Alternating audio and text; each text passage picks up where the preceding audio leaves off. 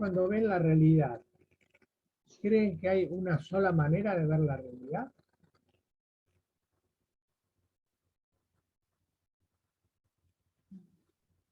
Pero una respuesta. Veo imágenes que hacen así que dicen que no. O sea que hay más de detrás de una aparente imagen única de la realidad, no puede tener distintas visiones. A ver, Mario, Natalia. yo creo que sí, que la realidad es única, pero de acuerdo a la visión de cada uno, puede ser vista en forma diferente, ¿no? Bien. Después volvemos sobre si la realidad es única. Por aquello de que en física cuántica, si uno quiere que la luz sean partículas, son partículas. Funcionan como partículas. Y si quiere que sean ondas, funcionan como ondas. O sea que hasta la misma realidad, nosotros no podemos discutir como una realidad única. Como que no sería una realidad única, sino que también depende del observador. Pero si depende del observador, esta cuestión que vos decís, Natalia, de que depende de cómo uno se lo ve, quiere decir que hay distintas realidades para el observador. Sea la realidad única o no, que es lo que dejamos de discutir ahora. Pero entonces la pregunta siguiente es, ¿ustedes tienen una sistematización para ver la realidad de distintas maneras? ¿O saben que la realidad se la puede ver de distintas maneras, pero no han llegado a sistematizar ese conocimiento? La propuesta mía ahora es que sistematicemos ese conocimiento. Para que ustedes, al analizar la realidad, digan, la voy a ver de distintas maneras porque ya sé, aprendí algunas dimensiones, no las vamos a totalizar. Vamos a dar simplemente un modelo de análisis de la realidad, que es de múltiples dimensiones. Un análisis multidimensional. Yo les voy a plantear como un cuentito. Ustedes me van diciendo qué les parece esa realidad y vamos colocando en el cuadro que voy a compartir ahora, vamos colocando lo que ustedes me vayan diciendo.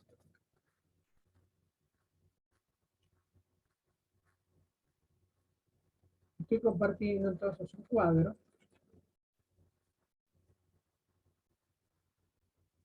que tiene múltiples dimensiones, ¿ven? Tiene dimensión universal, particular, singular. Yo ya sé que estas palabras les pueden resultar novedosas y no estoy pidiendo que las entiendan. Entonces le voy a plantear el cuentito. En Irlanda, a mitad del siglo pasado, hubo una hambruna. O sea, llovió con bastante insistencia, se produjo una humedad creciente y permanente, y creció un hongo que se llama tizón, con T y Z, y el hongo tizón se, digamos, se instaló en Irlanda, en toda Irlanda, porque el hongo encontró que Irlanda tenía un alimento muy especial, que era la papa. Entonces, la papa era el alimento fundamental de los irlandeses.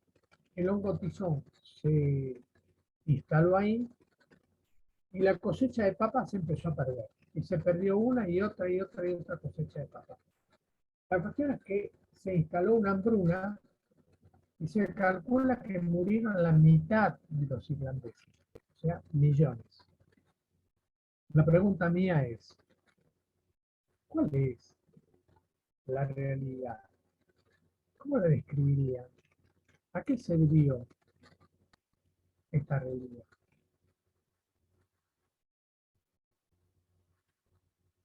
Abran por favor los micrófonos y aporten datos que les parezca de este primer momento del cuento.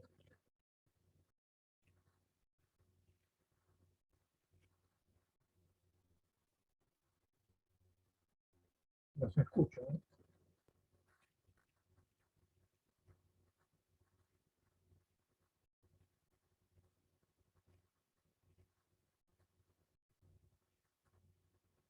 ¿A qué se debió esto que ocurrió?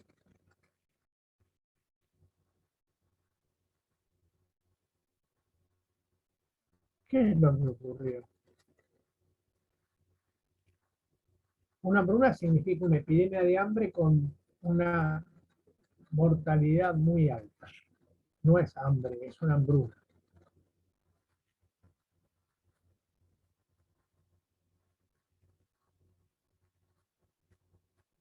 Entonces no estoy escuchando. ¿Ustedes me escuchan a mí? Bien.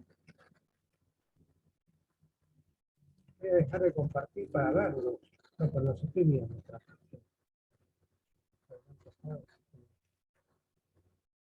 ¿Ustedes me escuchan a mí? ¿Me Sí, se escucha escucha. bien? ¿Sí? Sí. ¿Y Sí, sí, quién sí. puede citar un elemento de, de este primer relato que yo dije? ¿Cuál es, por ejemplo, el primer elemento?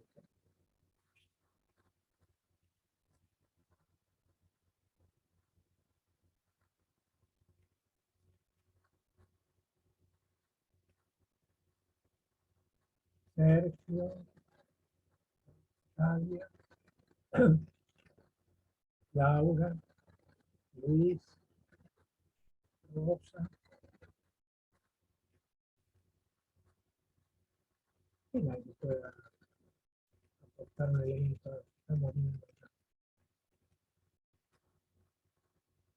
Javier.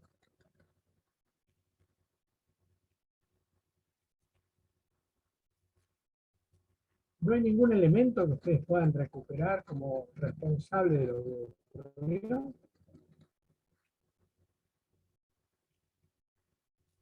Bueno, la realidad es que tuvieron que afrontar este tema de la invasión del hongo y fueron afectados en cuanto a sus cosechas y debido a eso no pudieron alimentarse. Esa es la realidad, por lo menos para ese grupo. Claro. Bien. Yo voy anotando las palabras que ustedes van nombrando acá, ¿eh? Después se las voy a dar texto. ¿Se lee ahí alimentación? O lo pongo con mejor, con más volumen. Voy a dar un poquito más de volumen a las letras, así las pueden ver mejor. Quedan 20, por ejemplo. Bueno, ahí tenemos.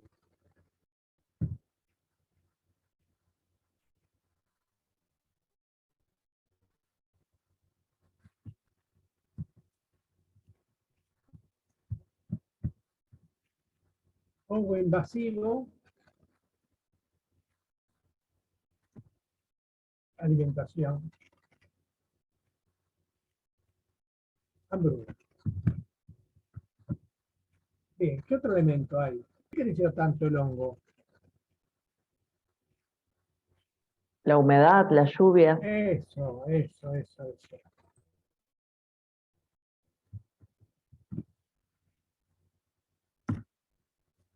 Bien. Bueno, ustedes ven que acá uno podría poner todas cuestiones que estudia la ciencia, ¿no? O sea, la biología del hongo para conocer cómo se multiplica, ¿no? La biología del hongo para entender cuáles son los alimentos. Entonces, también podría estudiarse eh, qué pasa con la alimentación humana cuando es tan, tan específica, ¿no? También se puede estudiar la relación del hongo con la humedad, ¿no? Las propiedades de la papa, y se pueden contar los muertos de la hambruna. Todo eso se puede estudiar por la ciencia, porque la ciencia puede hacer enunciados que pueden ser sujetos a prueba y argumentación. No hay ciencia si no hay argumento, prueba y referencia. Esas son las tres constantes de una ciencia. Tiene que haber un argumento, tiene que haber una prueba y tiene que haber una referencia. De algún lugar no lo saqué, alguien lo dijo. Alguien está a favor de esto, que puede ser una persona más connotada que yo y entonces más reconocida y entonces avala, ¿no es cierto? O un par, por eso hay evaluación por pares de los trabajos. Quiere decir que yo tengo que tener de todo esto un enunciado sujeto a comprobación. Lo que se llama en epistemología, que es metodología de la ciencia, sujeto a refutación, sujeto a falsación, que son las palabras que usaba Popper. O sea, yo tengo que decir algo que esté sujeto a que el que me escucha lo pueda comprobar. Y si no lo comprueba, queda refutado por ausencia de comprobación. Y si comprueba lo contrario, también queda refutado. Pero si supera la refutación, queda ratificado. Nunca se va a convertir en verdad definitiva, pero queda ratificado, queda reforzado. Ahora muy bien, les cuento la segunda parte del cuentito. Ustedes vieron acá que esta parte es muy abordable por la ciencia sobre todo las ciencias naturales.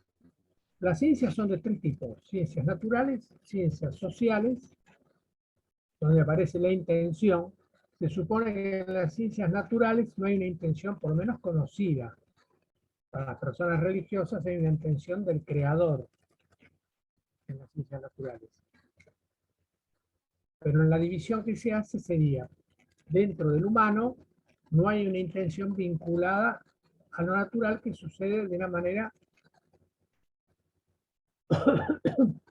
por milenios, por centurias, por décadas, y de una manera que el hombre todavía no modificó. Aquellas cosas que el hombre modificó se convierten en sociales y son estudiadas por las ciencias sociales, que modificó o que creó. Y aquellas cosas que no son creadas por el hombre, ni forman parte de las cosas naturales, son las ciencias formales. Por ejemplo, las matemáticas. En las matemáticas no hay una cosa, no hay una intención, ¿no? Se encuentra una regla, 2 más 2 es 4, más allá de la intención. Y 2 más 2 es 4 no lo puedo asir con las manos, ni mirar con los ojos, ni escuchar con el oído. El 2 más 2 es 4 lo puedo convertir en palabras, pero por sí solo no suenan, por sí solo no se ven, por sí solo no son cosas. Esas serían las ciencias formales. Ahora hemos agotado, así que hemos agotado en esa primera dimensión, hemos estudiado las ciencias naturales. Por ejemplo, perdón, sí, las ciencias naturales, he dicho eso. Entre las ciencias, entre las ciencias naturales colocamos la bioquímica, ¿no es cierto?, la medicina, incluso la psicología. Si fuera que la psicología puede estudiar el comportamiento de una manera natural, digamos, ¿no? Un bebé, un trabajador frente a una dificultad puede estudiar, ¿no es cierto?, fenómenos naturales, que pueden ser de repetición, que pueden ser de cambio, etcétera, pero lo puede estudiar como natural. Ahora vamos a entrar en otro análisis, porque entramos en la segunda parte del cuartito. Resulta que cuando se produjo esta hambruna, los irlandeses no eran todos iguales. Algunos dijeron, mamma mía, la que se vino, mejor nos vamos. Pero el mejor nos vamos lo realizaron a través de una migración. Y se formaron las colonias irlandesas en muchos lugares del mundo. En Argentina tenemos muchas colonias irlandesas. Entonces, los que pudieron, los que tuvieron la visión, pero al mismo tiempo la condición de poder salir de Irlanda, salieron de Irlanda y migraron. En el puerto se despidieron y crearon colonias generalmente ricas. Yo conozco varias colonias en Argentina, son colonias de gente acomodada. Entonces la pregunta acá es la siguiente. ¿Qué pasó en la hambruna de Irlanda? Que algunos se quedaron y otros se fueron. ¿Cómo ven ustedes esta situación a la luz de la salud? Porque la hambruna la habíamos encontrado en la primera descripción y ahora nos damos cuenta de que no fue igual para todos. Entonces, ¿cómo describirían ustedes esto que pasó? Ya mirándolo desde esta segunda parte del cuento con lo que sucede en la sociedad irlandesa. ¿Qué se les ocurre? ¿Ven como el cuentito nos va mostrando otra realidad? Parecía que lo habíamos agotado en la realidad, pero no. Ahora pegamos un salto y nos acabamos de dar cuenta de que no les fue igual a todos. ¿Cómo lo verían ustedes esto? ¿Cómo lo explicarían? Con palabras sencillas, con palabras de ustedes. Si quieren repitiendo parte de lo que yo dije, pero a la manera de ustedes. ¿Cómo ven esto que pasó?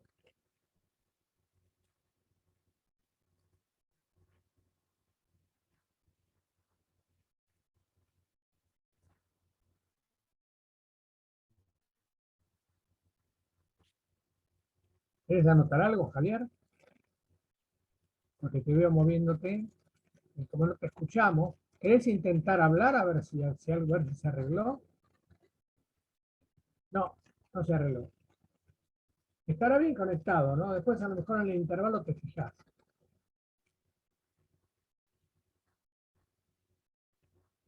¿Alguien puede comentar esto?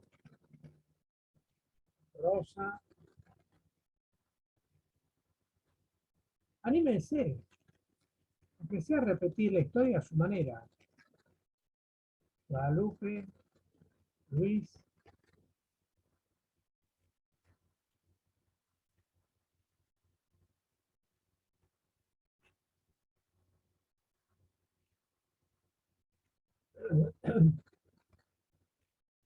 ¿Ustedes ven que esta es una visión diferente a la anterior, de la hambruna?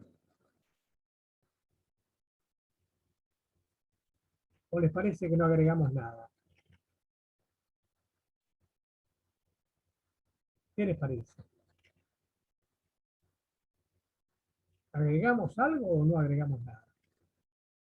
Puede ser que le pasen cosas, digamos, por pertenecer a cierto grupo, ¿no? Ahí está. Algo que se dijo en una de las clases anteriores. Sí.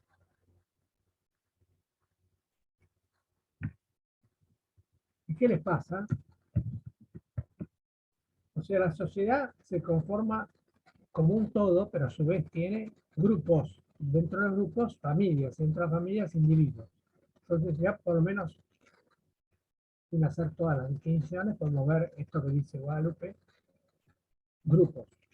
¿Y qué les pasa a estos grupos?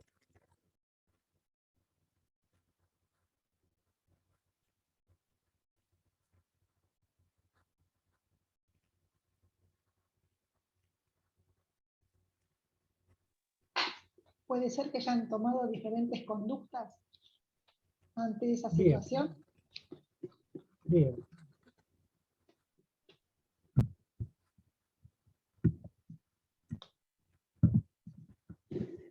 Bien. ¿Qué más podemos ver?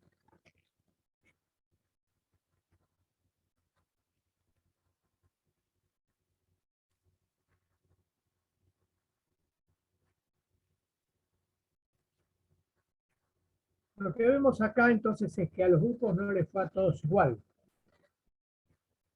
¿No es cierto?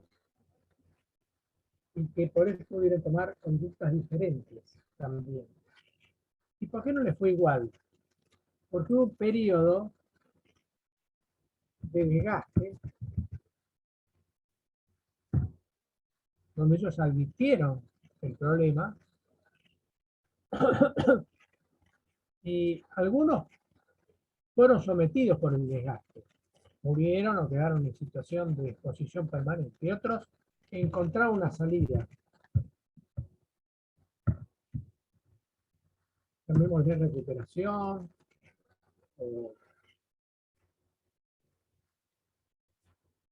Sí, recuperación no estaría mal. Entonces, los grupos sociales son diferentes. Si ustedes quisieran cambiar mañana de grupo social, ¿podrían? ¿Podrían pasar a ir a conversar al Hotel Sheraton y ponerse ahí en la barra y conversar de igual a igual con la gente que está ahí en el Sheraton? ¿A ustedes parece? ¿O tendría que hacer un periodo de escuchar y entrenarse para ver si pueden entrar en alguna conversación?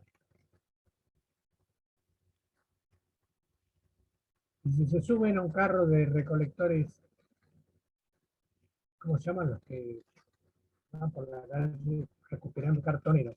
Se suben a un carro de esos de cartoneros que acumulan los cartones de todos y se suben varios al camión. Ustedes, si se suben al camión, ¿son uno de ellos? ¿Pueden conversar con ellos desde el primer momento de igual a igual? Si no pueden hacerlo, ¿por qué no pueden hacerlo?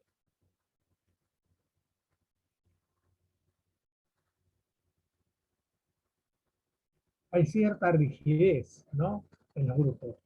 Uno no puede pasar de un grupo al otro en el momento que se le ocurre, ¿no? Entonces, los grupos sociales es como que tienen una estructura, tienen como pilares o columnas y tienen vigas. Uno no puede, son como una casa. Algo los sostiene a los grupos sociales. Tienen sus vigas y sus columnas, una estructura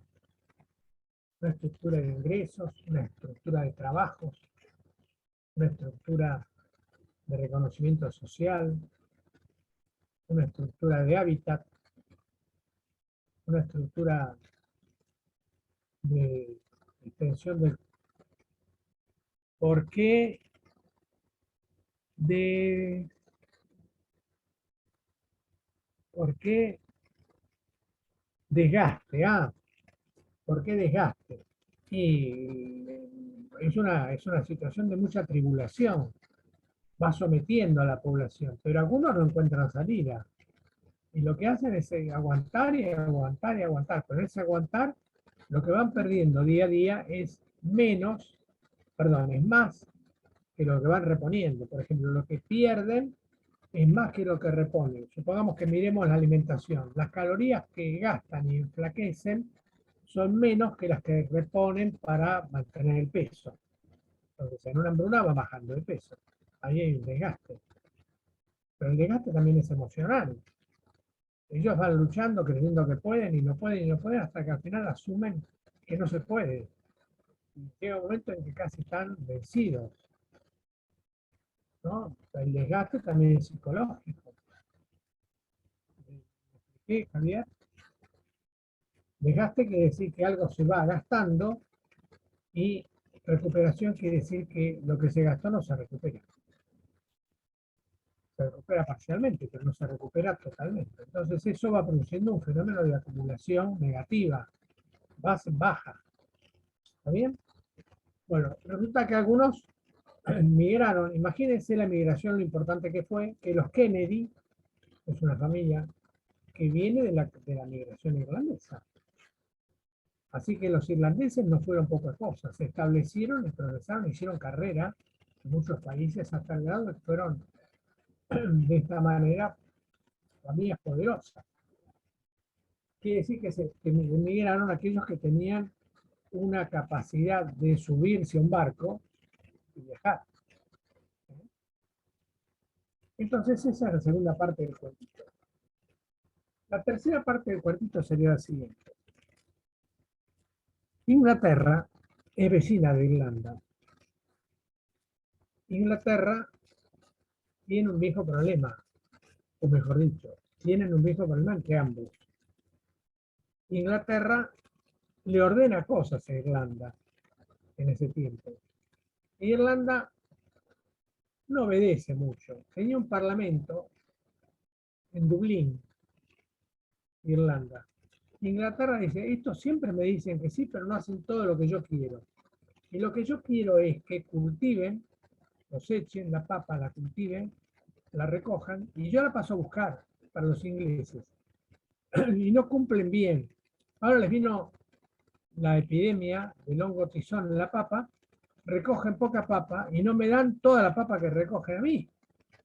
Entonces no voy a intervenir al Parlamento inglés, al Parlamento de Dublín, al Parlamento irlandés. Y no intervienen, porque les mexicaneaban, digamos, o les argentineaban, ¿no? Se quedaban con una parte de la papa buena. Y no podía hacer esto. Tenía que obedecer. Les habían dicho que tenían que cultivar la papa y que tenían que entregar la papa buena. Y no lo hacían. Entonces les interviene el Parlamento. Y le habían dicho que no podían cultivar ninguna otra cosa. De ninguna manera ustedes van a cultivar otra cosa. Entonces, ¿qué estamos mirando ahora? En el primer momento miramos la ciencia, lo que pasaba en la biología, lo que pasaba en la alimentación, lo que pasaba en el clima, y lo que pasaba en la atención de la salud y la muerte. ¿Se ve el cursor cuando yo lo muevo arriba del gráfico? ¿O no se ve? ¿Sí se ve? Qué bueno. Bueno, ahora resulta que después miramos que esto no le pasaba a todos, que los grupos sociales están bastante rígidos unos respecto de otros, y que esa pertenencia a distintos grupos sociales les asegura distintas capacidades de sobrellevar las situaciones críticas. Y algunos pueden reponerse, algunos pueden superarlas. ¿Muy bien? Y ahora lo que vemos es que ya no estamos en las ciencias biológicas, etcétera, ya no estamos en las ciencias sociales, ¿no? Estudiar los grupos. Ahora estamos en las cuestiones de las naciones. ¿Qué le agrega? ¿Le agrega algo esto a la hambruna? ¿Qué le agrega? ¿Qué tema le agrega? ¿O qué temas?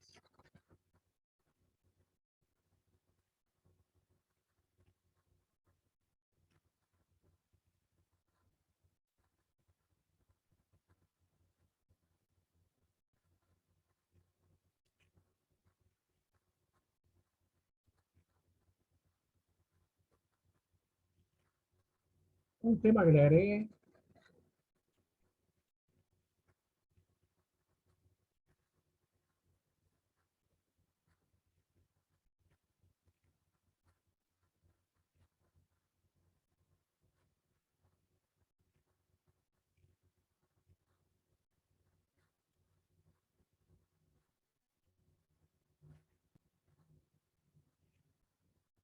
Nosotros hemos visto que esto es un problema biológico, después vimos que era un tema social. ¿Y ahora qué vimos? O socioeconómico, porque también dependía de la economía de los grupos. Irse o no irse. ¿Y ahora qué vemos? Era un problema biológico, ahora es un problema social. Y en el último relato aparece este tema de las naciones y las órdenes que le da Inglaterra e Irlanda. En Irlanda las cumple. Cuando no las cumple, interviene en el Parlamento. ¿Qué tema estamos viendo ahora?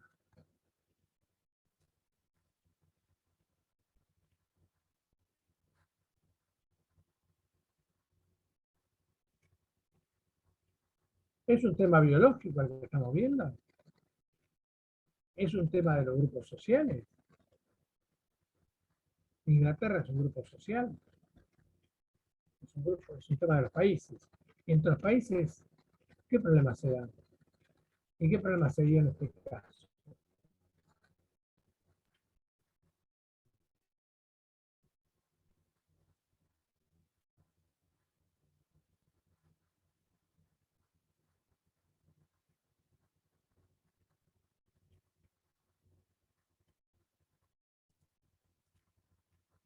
Luis, ¿tenés idea de qué podés agregar acá?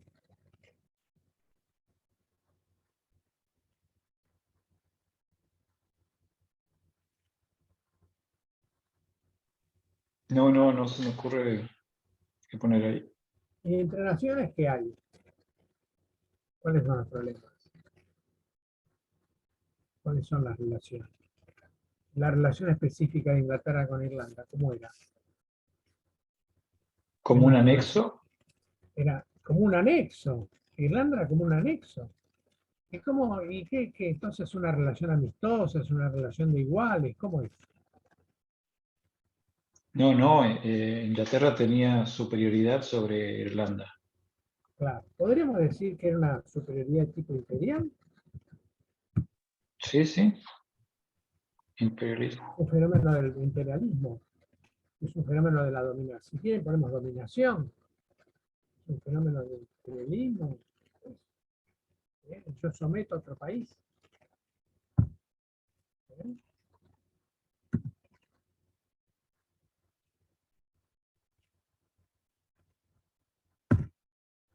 Y del lado de Irlanda, ¿qué había?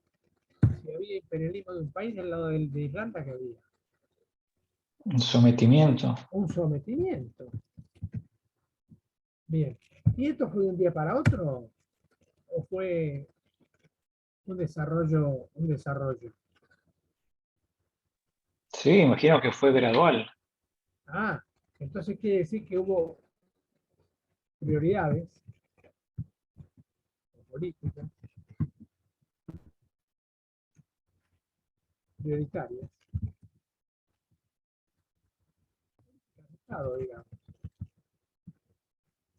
Políticas de Estado se llama cuando son políticas que superan el ejercicio de una gestión. Por ejemplo, la política de Estado de Alfonsín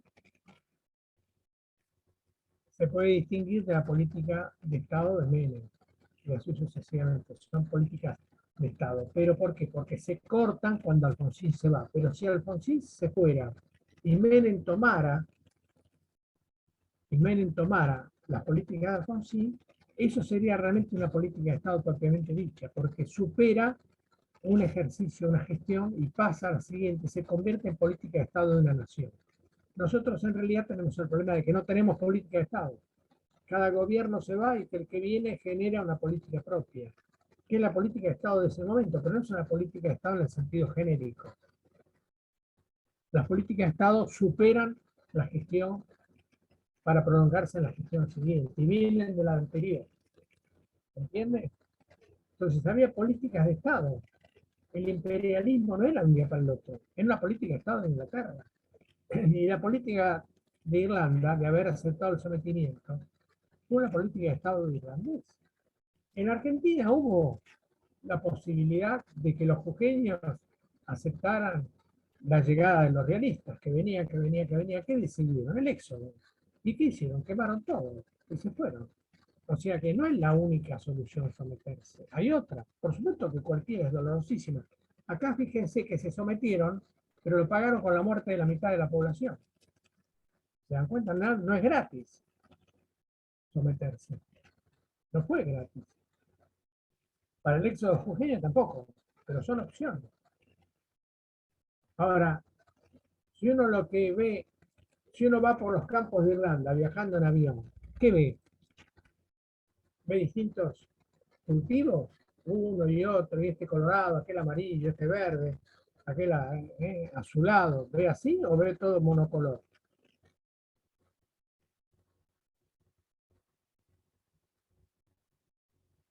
¿Qué veía? Le saco una foto. ¿Eh? Si van a hablar, habilitan el micrófono. Así escuchamos. ¿Qué veía? Si ustedes van por Irlanda en ese momento, ¿qué ven? ¿Los campos son iguales o son distintos? Y era todo papa, debe ser todo igual, Ah, ¿no? todo igual, todo igual. Entonces acá ponemos todo papa, vamos a poner una palabra técnica, monocultivo. Monocultivo. Entonces ya tenemos el cuadrito con tres dimensiones. Una dimensión es la dimensión individual o singular, que es esta. O sea, acá los fenómenos pasan, aunque pasen en un individuo, tienen plena vigencia. La ciencia los estudia, da su diagnóstico, etc. Y si hay más de un individuo, todos los individuos son estudiados con la misma muestra, la muestra de orina, si es laboratorio, la muestra de sangre, la biopsia, etcétera, etcétera, de piel, etcétera, etcétera. O sea, que todos son individuos, todos igualitos. Pero cuando paso de nivel, y me meto en el nivel particular, particular quiere decir partes, ya no es un todo lleno de individuos iguales. Ahora los individuos parecían iguales, pero no lo son. Están agrupados en partes, ¿se entiende? Entonces es un nivel, es una dimensión, un nivel de análisis que se puede llamar particular o grupal. Ya empecé a encontrar en ese universo aparentemente homogéneo, empecé a encontrar la heterogeneidad. Los grupos son distintos, en este caso los campos son distintos, ¿no?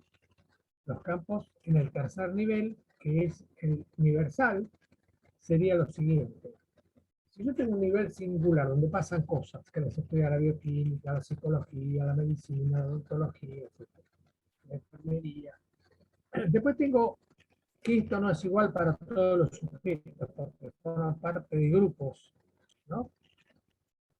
Y esos grupos tienen relaciones entre sí. Empleado, empleador. ¿Eh? El que pone capital, el que pone el trabajo. El que pone la tecnología y saca la renta, y el que maneja la tecnología. El paciente que es estudiado y el profesional que lo estudia. Son grupos profesionales, la población general, empresarios, capitalistas que ponen capital en las empresas, etc. Eso lo veo a nivel particular. Pero ahora estoy en el nivel general. ¿Y yo cómo consigo que los niveles anteriores persistan como tales? A través de un poder que cierra las posibilidades de que mañana la sociedad cambie caóticamente y mantenga las situaciones que son propias de quien domina dentro de ese juego de poder. Entonces, yo lo cierro eso, Inglaterra lo cierra en un nivel que se llama el nivel general, el nivel universal, el nivel para todos los irlandeses y para todas las colonias inglesas. Irlanda no era precisamente una colonia como cualquier otra, era un país supuestamente con su parlamento, etcétera, pero Inglaterra lo somete como si fuera una colonia. Entonces, hay un nivel general que está proponiéndonos comportamientos de países que se pueden leer a lo largo del tiempo como regulares, porque se repiten, ¿no? Hoy va y le exige que le entregue la papa. Si no le entrega la papa, lo castiga. Le aumenta los impuestos, le quita la tierra, lo somete más al hambre. ¿Está bien? Entonces, hay leyes, ¿eh? Y entre los grupos sociales hay leyes también, leyes tácitas. Leyes tácitas. Si yo voy al Sheraton y voy sin suficiente prudencia y me siento a tomar algo, voy a escuchar la palabra, ¿quién es usted? Córrase. ¿Qué hace usted acá? Depende de mi comportamiento. Entonces, hay leyes tácitas de inclusión y de exclusión en los grupos sociales, de aceptación y de rechazo, ¿no? De igualación y de profundización de la desigualdad. ¿Eh? Uno si va a una clínica y es un empleado, ve una ley, se tiende a la igualación en muchos aspectos, o se tiende cada vez más a la desigualdad y me tengo que cuidar porque si no cada vez es peor, ¿no? También puede pasar en la esfera pública. Así que hay leyes explícitas y leyes implícitas. Y esto en cada uno de los niveles. Hay leyes de la biología, ¿eh? Leyes de la alimentación. ¿Cuánto ingiere una persona por día en calorías? Leyes del clima, ¿no? leyes de la capacidad de la persona de soportar el hambre, ¿no? Entonces son leyes, son normas, tienen regularidad. Y las leyes pueden ser circunstanciales o pueden ser permanentes. Si son permanentes, se produce lo que se llama acumulación. La acumulación es un término que viene de la economía y que significa que acumular dinero tiene un objetivo. Por ejemplo, cuando alguno se hizo la casa de ustedes, o compró una casa, tuvo un primer periodo donde juntó los pesos. Y dijo, bueno, ahora no se gasta en esto, la pelota para el pibe espera, ir al teatro, un momentito, tengamos cuidado, están acumulando. Cuando se produce la acumulación, llega un momento que tiene la plata, y la gente dice, pero ¿cómo? Se compró la casa. Óigame, señor, ¿usted no se dio cuenta que estaban acumulando? Entonces, de pronto la acumulación hace un clic y se nota la acumulación en algo. En el caso de la hambruna, se acumuló mala alimentación, crecimiento del hongo, se acumuló entonces la humedad, la alimentación defectuosa y se produjo la muerte, ¿no? Cuando se produce la muerte uno no puede decir, qué novedad, ¿cómo puede ser? Que pase esto, qué raro. No dice eso uno, porque conoce esto que pasó antes, que fue un fenómeno de acumulación. Cuando se van los irlandeses en el puerto y saludan y dicen, nos vamos, me dice, pero qué raro, esta familia se va, no se da cuenta lo linda que es Irlanda, vivir con nosotros. No, no fue así. Lo que acumuló esa familia fue miedo, pánico, de que le pasaran a ellos lo que le pasaba a otros. Y se fueron. Cuando uno ve la acumulación como una nación, uno dice, pero mira qué raro. Intervino el Parlamento de Dublín. No, para. Le pidió 1000 veces que se sometieran más. A veces se sometían, a veces no tanto.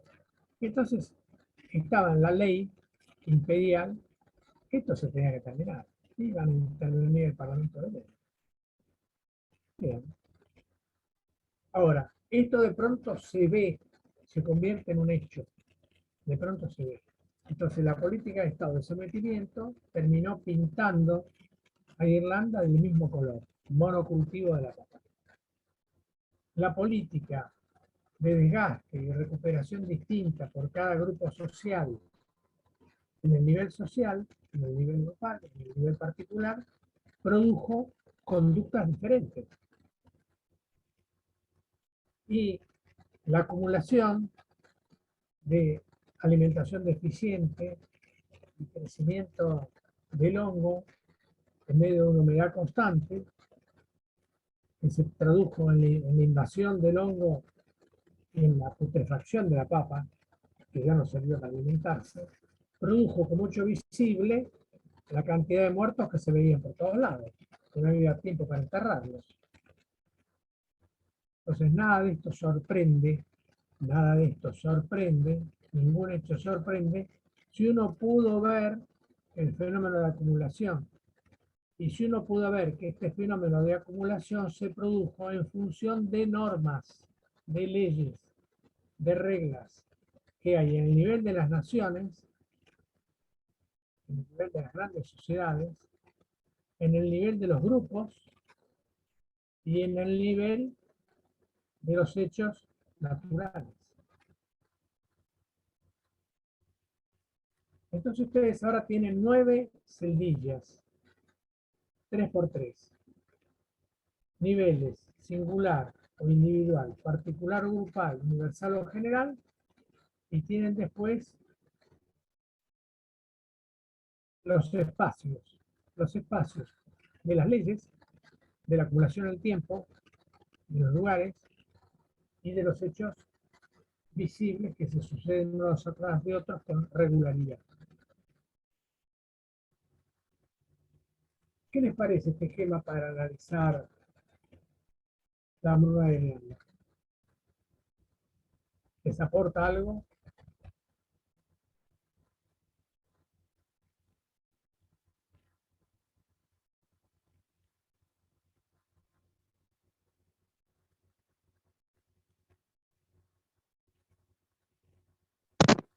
Voy a parar el WhatsApp porque está haciendo un ruido.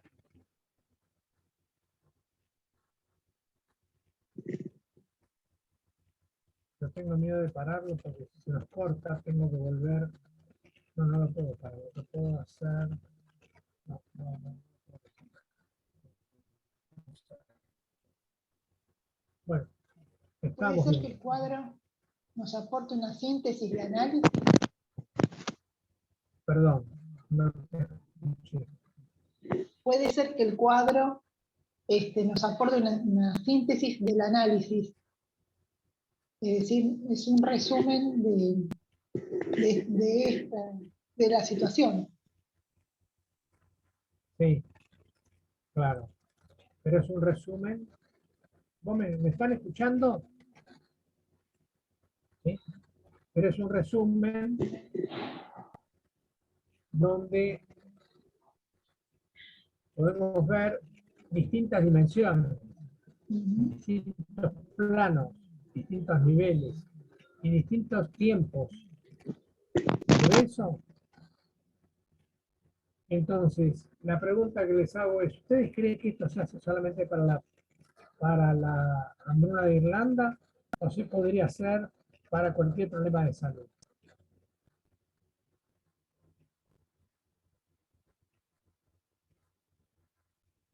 Por supuesto que para cualquier problema de salud. Ustedes saben que se puede hacer para cualquier problema de salud, por chico que sea, a cualquier problema de salud ustedes pueden estudiar el fenómeno en sí mismo. Entonces ahí está la ciencia. Ustedes lo pueden estudiar a quiénes afecta, a quiénes favorece, quién lo produce, quién lo sufre. Entonces están en el nivel particular. Si a todas las provincias les va igual, siguen en el nivel particular, pero ahora dividida por espacios, ¿no? A todas las provincias, a todos los municipios, a todos los hospitales, a todas las clínicas. Están divididos, están entrando en el nivel particular. Ya dejaron el nivel singular de la cosa chiquitita, de mirar la cosa. Cuando digo chiquitita no la desmerezco en absoluto, ¿no? Le doy toda la importancia, el valor infinito, entender bien. Pero ya ahora lo están viendo desde el punto de vista social, ¿no? Y después ahora lo vemos desde el punto de vista político, el poder, cómo juega el poder. Entonces tenemos las ciencias naturales, las ciencias sociales, con los grupos sociales y la política en el nivel general, y tenemos las ciencias formales estudiando, midiendo con matemática, estudiando la lógica de estos procesos, ¿no? Estudiando la ética de estos procesos, que es una parte de la filosofía que venía de las ciencias formales. Ahora se está convirtiendo cada vez más en una ciencia, pero era un conocimiento más especulativo la ética. Entonces, la filosofía aporta lógica, método para estudiar esto, metodología, epistemología, filosofía de la historia, como quieran llamar, son todos sinónimos, y aporta conocimiento ético de esta situación. Así que tenemos este cuadro de expresiones, pero a su vez tenemos que esto puede ser abordable por las ciencias naturales, las ciencias sociales, y entre las ciencias sociales incluimos a la ciencia política, y las ciencias formales, matemática o aritmética, ¿no? Mediciones, la lógica y la ética.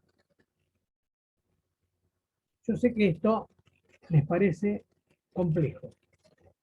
Sin embargo, si ustedes se entrenan y toman un problema cualquiera del hospital y lo tamizan por este esquema, creo que van a encontrar una forma de análisis sistemática que si no la tenían, es excelente que la incorporen. Hay muchas formas de analizar la realidad, esta es una, pero la veo muy práctica, la elijo sobre otras formas de analizar. La veo muy consistente, la veo muy armadita. Me gusta mucho esta forma de analizar la realidad. Entonces, yo los convoco a que tomen cualquier problema de la institución donde están, tomen un papel y lápiz, dibujen los 3 niveles y los 3 espacios. Le van a quedar 9 celdillas, y en esas celdillas ustedes coloquen los aspectos del problema que están analizando. Y van a encontrar estas múltiples dimensiones. Va a ayudar muchísimo, muchísimo, para entender. Cuando van a una reunión, alguien está mirando la dimensión política, y otro está mirando la dimensión técnica, y otro está mirando la dimensión social. Y eso les va a dar una capacidad para estar en una reunión totalmente nueva. Totalmente nueva. Van a perder toda la frescura ingenua que uno tiene cuando no tiene un sistema de análisis. Y se van a volver analistas importantes. Con este esquema. Pero hay varios. Con este esquema solo ya pegaron un salto fenomenal para analizar la realidad. Les pido que lo tomen con calma, no se asusten. Vean, entiendan bien qué es cada nivel. En el nivel singular son todos los individuos iguales. Cuando digo individuos, digo expedientes, digo animales, digo días de la semana, digo libros, digo personas. Son todos iguales. En el nivel grupal, no. Ya pegué un salto ahí. Ya veo, son diferentes. Las personas son diferentes. Los libros son diferentes. Encuentro la heterogeneidad. Los puedo empezar a clasificar. Encuentro clases. Los clasifico. Eso es a nivel particular. Pero pegué un salto brutal, un salto brutal, porque yo veía la enfermedad como la de esta persona que tengo enfrente. Y ahora me doy cuenta de que la puedo mirar socialmente. Puedo ver a qué grupos sociales afecta esta enfermedad. Es fenomenal el salto que pegué.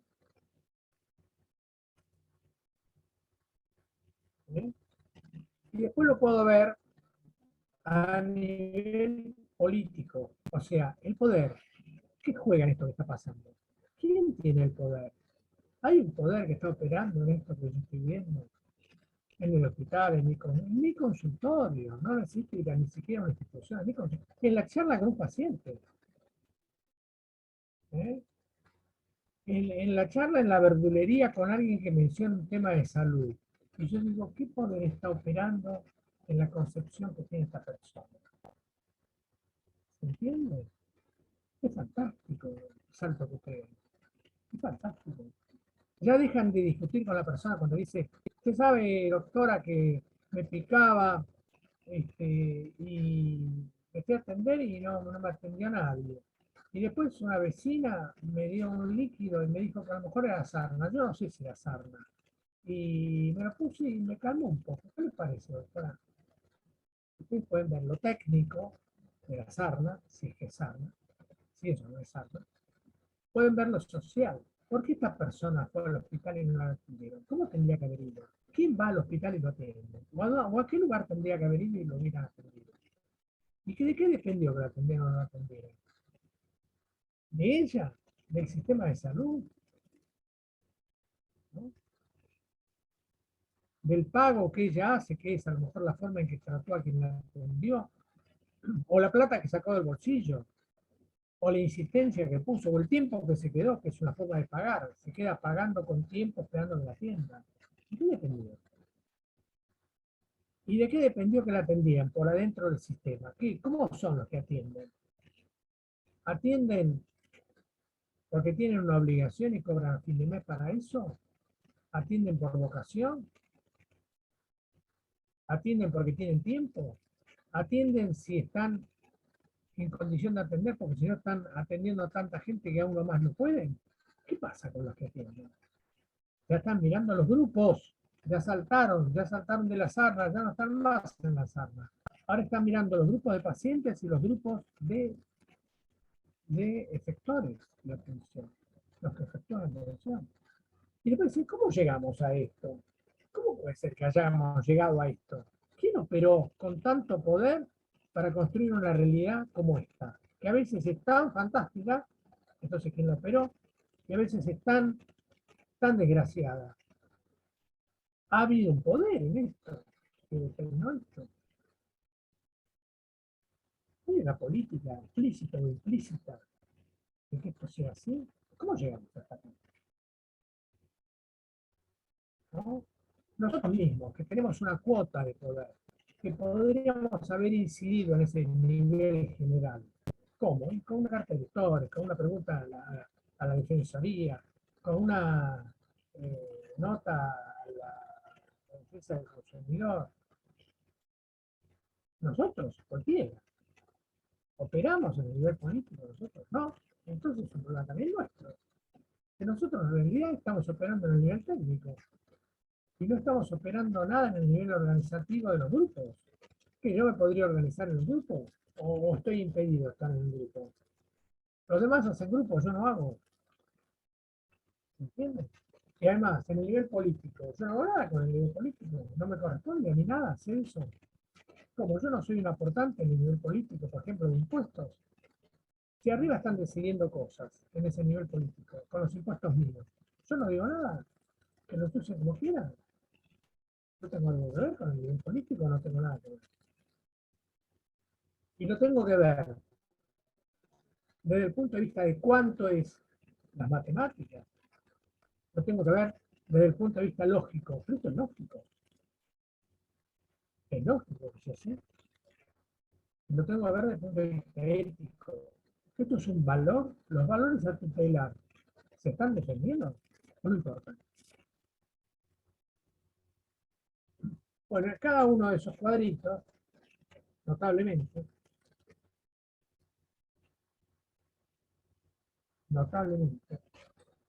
en cada uno de esos cuadritos, yo puedo, decíamos, buscando, pero ustedes no se recuerdan. En cada uno de esos cuadritos, yo tengo epidemiología y administración. Esto es la biología. Porque yo acá, y tengo medicina, yo acá puedo prevenir, prevención primaria. Puedo atender, prevención secundaria. Puedo rehabilitar, prevención terciaria. Puedo impedir que el sistema dañe, prevención cuaternaria. Y en cada uno de ellos, aparte de medicina, bioquímica, odontología, con la prevención primaria, secundaria, terciaria y cuaternaria, puedo hacer epidemiología y puedo administrar. Epidemiología para ver y administrar para hacer. Epidemiología para conocer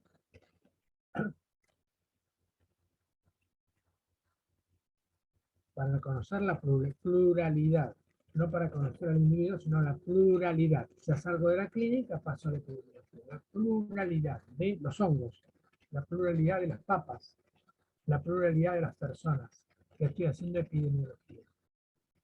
Y después tengo que actuar como médico con el tratamiento en el caso particular, y como administrador, como médico de la sociedad. Eso decía Carrillo. Nosotros somos médicos de los pacientes, pero sobre todo somos médicos sociales, decía Ramón Carrillo. Imagínense, en 1950. La idea que tenés que los médicos eran sobre todo médicos. Es muy importante ser médico del paciente. Es muy importante ser médico de entidades, grupos, etcétera. Es muy importante. Pero el médico es un médico de la sociedad. Eso es lo más importante de todo. O sea, se debe sobre todo a la sociedad. Tiene que contribuir a la cura, a la remediación, al diagnóstico, a la prevención de la sociedad. Es una obligación. Aunque no nos la hagan notar, entonces nos quedamos chiquititos en el consultorio, que estando con el paciente tenemos que advertir cómo es nuestra función social y política, junto con la función técnica. Por eso yo decía que en cada problema hay un aspecto técnico, hay un aspecto estratégico o social, hay un aspecto político y un aspecto ético. Y tenemos esta multiplicidad de dimensiones. preguntas tienen? ¿Qué dudas tienen?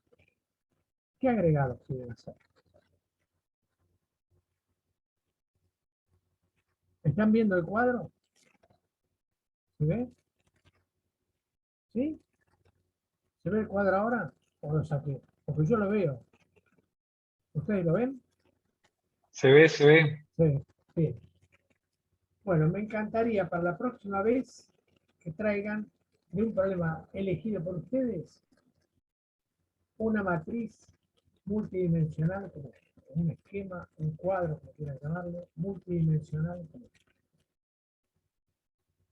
No importa que empiecen balbuceando, se van a ir haciendo fuertes, poco a poco, lo van a dominar este cuadro, lo van a dominar totalmente. Cuando lleguemos a fin de año, le va a causar gracia. Lo van a manejar de taquito, para cualquier problema que no les pida. Lo van a manejar de taquito. Si no lo manejan de taquito es porque, supongamos, yo voy a borrar. Supongamos que yo pinto esto de blanco.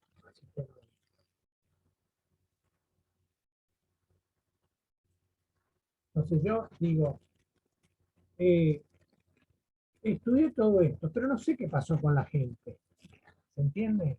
Voy a tener dudas de algunos cuadritos, voy a tener dudas. Es decir, uy, tengo que ir a estudiar las políticas de Estado, no sé cuáles son, pero algunas políticas hubo, voy a tener que ir a leer las leyes. Voy a tener las dudas, ¿no? ¿Y por qué le interesó? ¿Qué tiene la papa? Los sustratos. Estoy lleno de dudas. En algún nivel yo trabajo, y en ese nivel donde yo trabajo, a lo mejor soy fuerte en alguna cosa. Por ejemplo, en alimentación. Soy nutricionista. Entonces, esta va a ser mi investigación. Por lo demás tengo que estudiar, tengo que leer hojas de otro, las tengo que entender. Pero alimentación es mi tema, entonces voy a estudiar yo. ¿Qué tiene que ver el monocultivo, la alimentación monótona, con la posibilidad de la hambruna? ¿En qué situación? Igual hubiera habido problemas si no hubiera habido humedad y el hongo, porque la alimentación está afectada por haber sido producto del monocultivo. ¿O no? Pero ese es problema mío, porque yo soy nutricionista, voy a poder estudiar e investigar.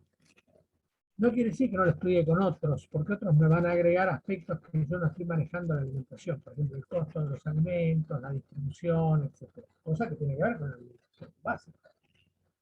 Los alimentos sobran, pues no hay.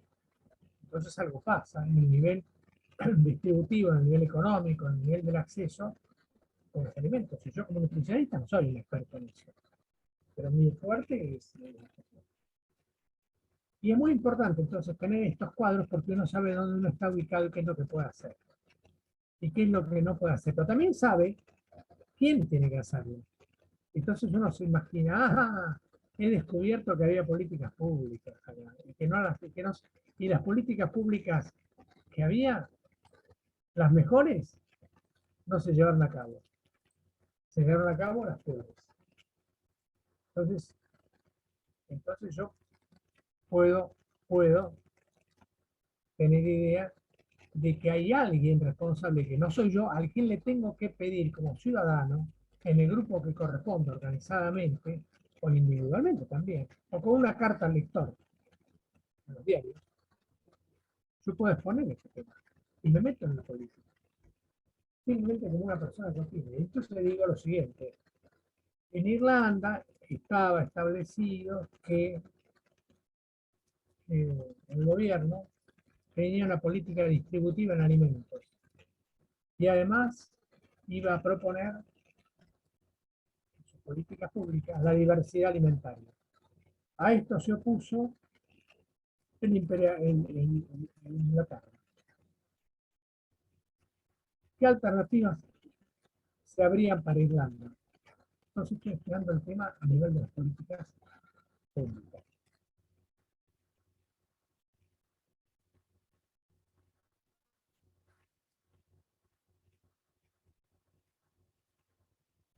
Y si no lo sé, puedo hacer una pregunta. Y la pregunta incomoda, porque la pregunta viene de preguntare, como yo ya dije, inquietar, inquietar. Entonces yo puedo hacer una pregunta. Cuando no sé, puedo hacer una pregunta. Ojalá me contesten de manera tal que la pregunta quede contestada y el problema se acerque a la solución. Pero también tengo que reconocer si es una pregunta evasiva y entonces vuelvo a preguntar, ¿no? O es una pregunta o es una respuesta que se dilata y entonces lo hago notar. Se dilató. Hay una ley de información pública. Cuando uno pregunta a cualquier entidad pública, a cualquier entidad, inclusive si no es pública también,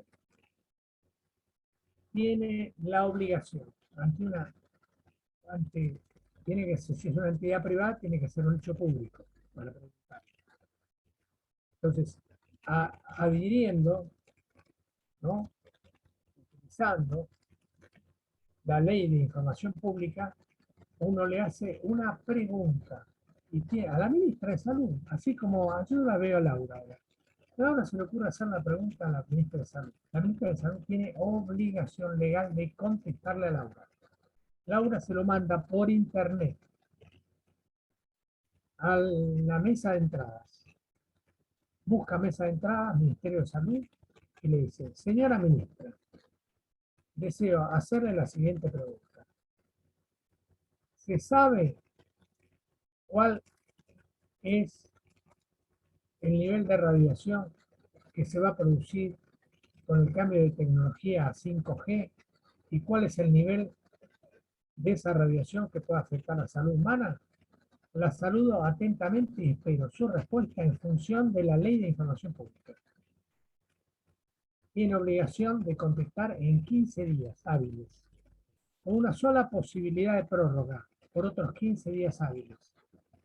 Si no contesta, supongamos que no contestara, uno va a la Agencia de Información Pública, que está creada por la misma Ley de Información Pública.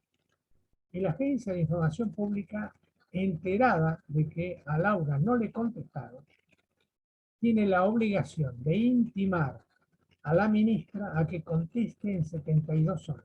La ministra le va a dar a alguien la nota, no la va a contestar por ella, lo va a dar al organismo pertinente.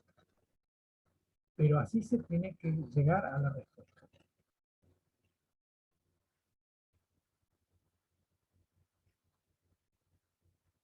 Inclusive, de eso se pueden desprender acciones legales, que la tiene que esperar con un abogado.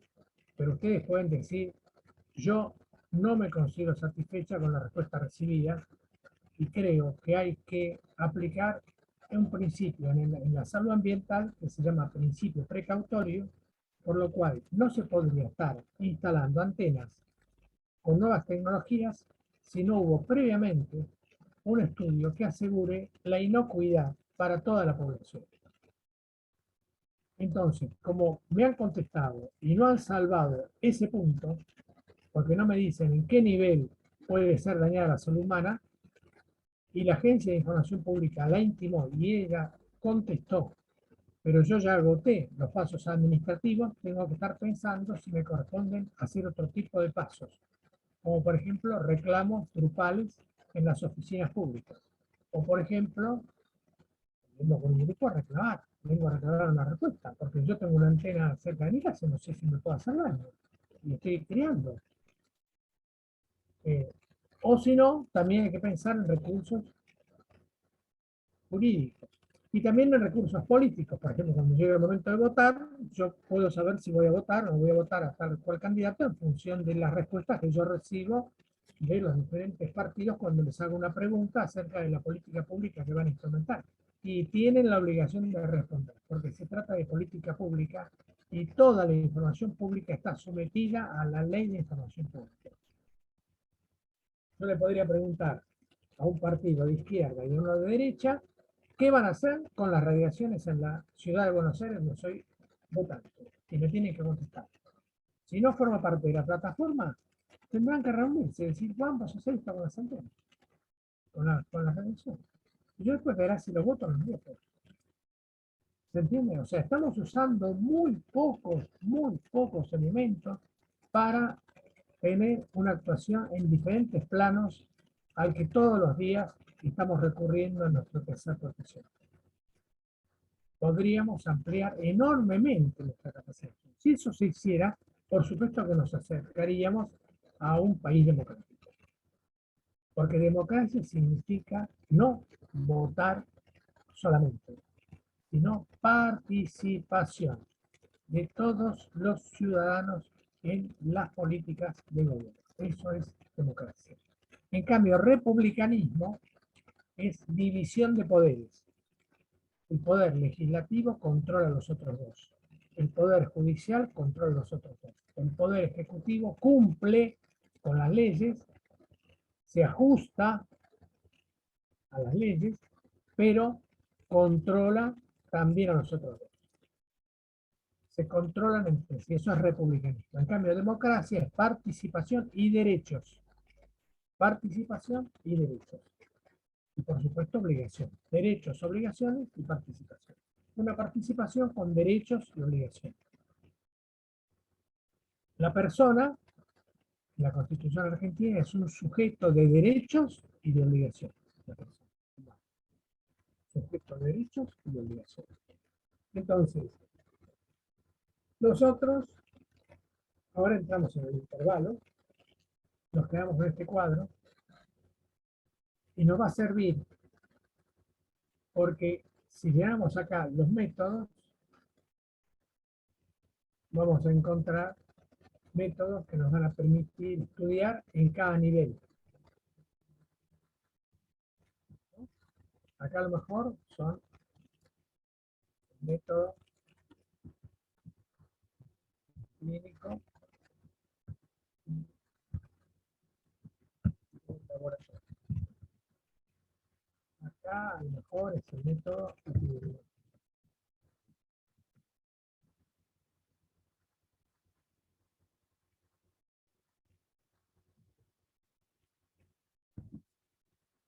Pero también el método de las técnicas sociales, por ejemplo, entrevistas grupales.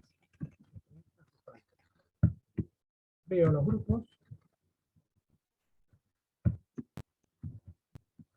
y quiero entender por qué está pasando esto.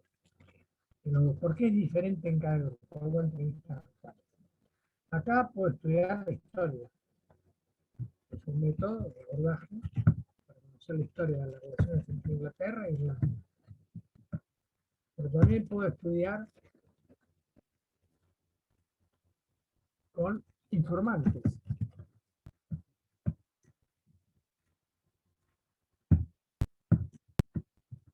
Claves. Por ejemplo, funcionarios del Estado, funcionarios de corporaciones privadas, a los cuales les pido, ofreciéndoles anonimato, que a lo mejor no los tengo que conocer de una manera personal, sino que tengo que darles la posibilidad de que al contestar yo no sepa quién son, y tengo que inventar el método, y me informen qué está pasando, por qué no se llevan a cabo algunas políticas y por qué se llevan a cabo otras.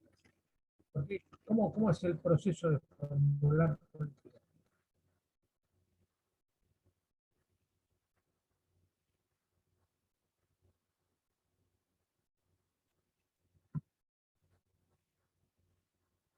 Pero acá también voy a hacer entrevistas de consultorio.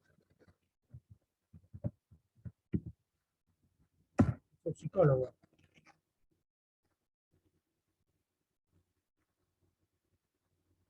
¿No?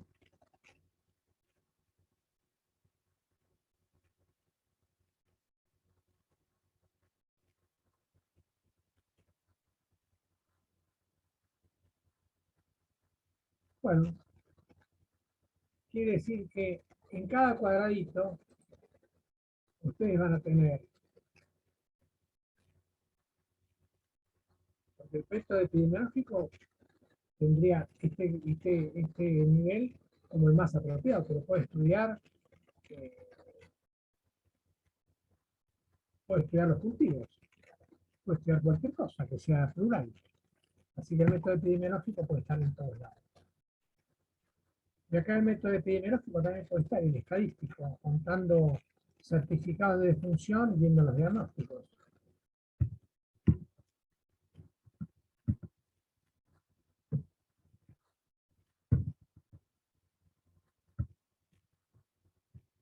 Yo los pongo en este nivel de una manera arbitraria, porque la estadística también puede formar parte de los grupos sociales, contando los individuos que conforman los grupos, o puede estar contando las leyes.